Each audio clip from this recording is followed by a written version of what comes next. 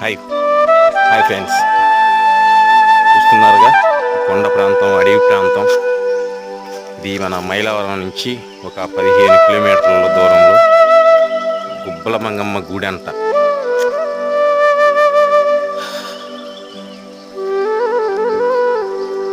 ఇంకా గుడికి అడిదాకా వెళ్ళలేదు ఫ్రెండ్స్, దారిలోనే ఉన్నాను. అయితే నా బండి మ్యాజిక్ అల్లాడిపోయింది ఫ్రెండ్స్. బండి గతుకులు దిగలేక ఎక్కలేక అల్లాడిపోయింది.